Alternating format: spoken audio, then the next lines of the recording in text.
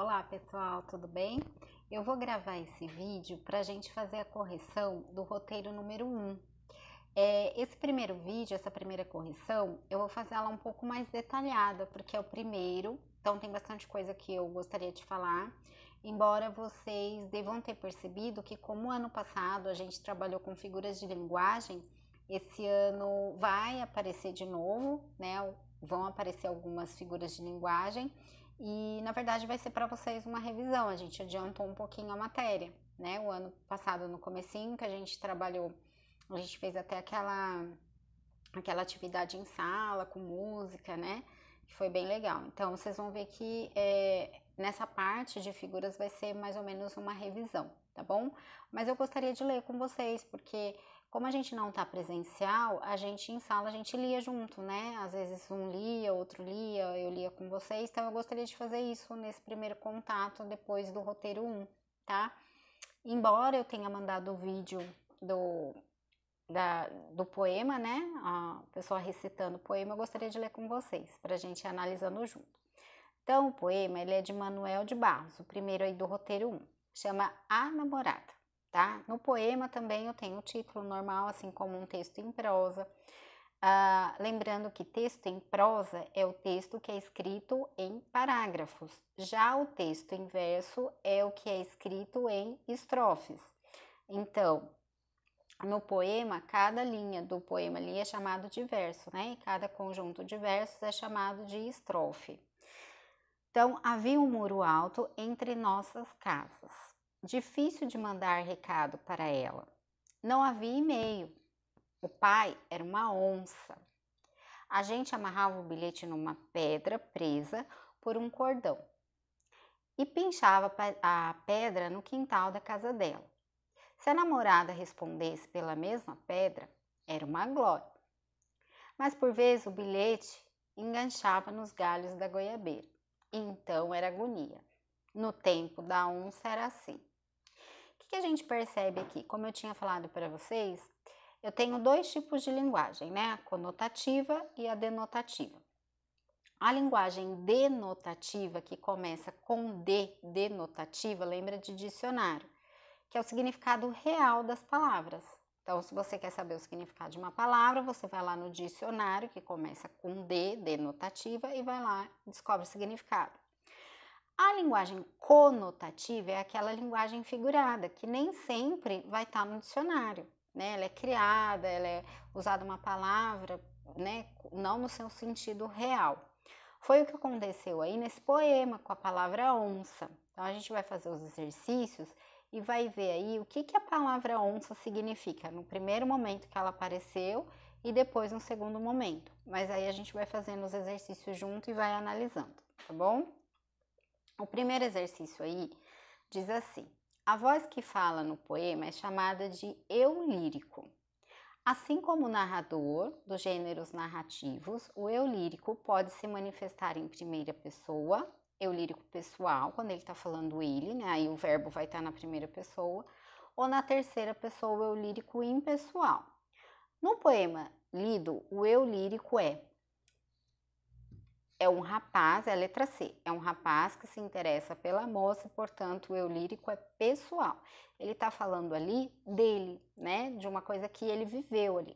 Só que ao invés de no poema a gente falar que é o narrador, que existe, lembra que a gente já viu isso, né, no sexto, sétimo ano, que o narrador ele pode ser personagem, narrador observador, foco narrativo de primeira pessoa, terceira pessoa, né? Então, primeira pessoa é quando ele participa da história, terceira pessoa é quando ele não participa. O eu lírico é bem parecido, o eu lírico é bem parecido com o narrador, ele pode ser pessoal, ele pode participar daquilo ali, ele pode ser impessoal. E aí os verbos vão estar na terceira pessoa, tá? Nessa história, o eu lírico ele é pessoal, porque ele fala dele, e quem fala ali dele, quem tá contando ali o que ele viveu, é o rapaz, né? Então, é a letra C. Depois, 2. O pai era uma onça. Isso significa que ele era o quê? Aí a palavra onça não tá no sentido do animal. Está no sentido figurado, está no sentido de que ele era muito bravo. Então, quando eu falo assim, aquela pessoa é uma onça, né? É que é uma pessoa muito brava. E é quando eu falo, né, lembra? Daí a gente já aproveita e já faz uma revisão. Se eu disser assim, aquele homem era uma onça, o pai era uma onça, implicitamente eu estou comparando o jeito dele com o jeito da onça. Então, como essa comparação ela é implícita, isso é chamado de metáfora, né? Agora, se eu dissesse assim, o pai da moça era como uma onça, daí como eu já usei a palavra como, ao invés de metáfora seria comparação, tá? É uma figura de linguagem. Então aí, o pai era uma onça, quer dizer que ele era muito bravo, letra A. Depois, o poeta mandava recados para a namorada, amarrando o bilhete numa pedra. Essa maneira de se comunicar nem sempre dava certo. Por que que às vezes não dava certo? Letra C. Por vezes o bilhete enganchava os galhos na goiabeira. E aí ele fala que era uma agonia, né? Porque se ela respondesse é porque tinha dado certo. Se enganchou ali nos galhos da goiabeira, porque aí a comunicação não se deu, porque era a forma ali que eles tinham de se comunicar, né? Em que a palavra onça se diferencia nas expressões? O pai era uma onça e no tempo da onça. Nas duas hipóteses em que apareceu, né, a palavra onça, ela está no sentido aqui conotativo. Então, a resposta correta é na letra D, é a letra D. O pai, primeiro, era uma onça, significa que ele era muito bravo. E no tempo da onça, que significa que é muito tempo muito antigo, tá? Então, é a letra D. Depois, 5. O texto lido à namorada pertence ao gênero textual poema, por quê? É a letra B, tá? Vamos ver aqui só para a gente analisar aqui. Por que não é a letra A? Trata de um tema amoroso. Nem sempre os poemas vão falar de temas amorosos, né? Os poemas, eles podem tratar de diversos tipos, com várias funções, né? Então, nem sempre vai falar de amor, não, os poemas, tá? Então, pode ou não. C. As últimas palavras dos versos rimam entre si. Alguns ali, vamos ver se rima ou não, mas assim, o poema, lembra que eu falei para vocês que nem sempre vai ter rima? Então, isso também não é uma regra. Vai ter poema que vai ter rima, vai ter poema que não vai ter rima. Está dividido em parágrafos? Não, está dividido em versos, porque o texto está escrito em verso. Então, é a letra B, né? Está escrito em verso e apresenta a linguagem figurada, ou seja, as palavras, né, como por exemplo a palavra onça, não está no seu sentido real, mas sim no seu sentido figurado. Aí aqui, o texto, leia os poemas, né? São 2 poemas. E aí, nesses 2 poemas, vai ter a intertextualidade que a gente trabalhou muito o ano passado. O que é intertextualidade? É quando eu tenho um texto mais antigo e um novo texto, ele faz um diálogo. Então, a gente lendo o novo texto, um texto mais atual, a gente fala, nossa, esse texto que eu tô lendo aqui parece aquele lá que eu li já, aquele texto mais antigo. Por quê? Porque o autor de um se baseou no outro. Essa comunicação, esse diálogo entre os textos é chamado de intertextualidade, tá? Então, eu tenho aí o poema E Agora José, né? E aí vem um outro poema mais atual, que tem a ver com um assunto mais atual, né, do nosso dia, que é E Agora Mané, que fala sobre tecnologia, computador, né?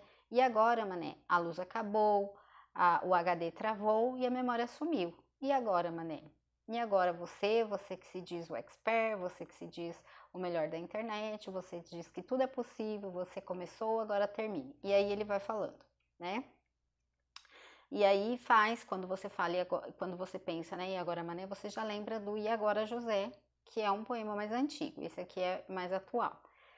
Então, número 6. O eu lírico dos poemas tanto no poema 1 quanto no poema 2, ele é impessoal em ambos os textos, porque ele não está falando dele, ele não está falando nada que aconteceu com ele, tá? Então, é como se fosse ali um narrador terceira pessoa. Então, aqui o eu lírico é impessoal, letra B. 7. Que sentimento aproxima os 2 textos? É a letra A curiosidade do eu lírico, que quer saber o que José e Mané farão diante de situação em que se encontre. Numa situação ali inusitada, o que eles vão fazer? Tá? É letra A.